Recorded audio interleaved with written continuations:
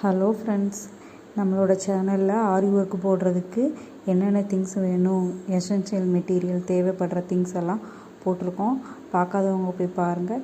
இந்த வீடியோ பிகினர்ஸ்க்கு ரொம்பவே ஹெல்ப்ஃபுல்லாக இருக்கும். போய் பாருங்கள். தேங்க்யூ ஃபார் வாட்சிங். நம்ம சேனலை சப்ஸ்கிரைப் பண்ணிக்கோங்க.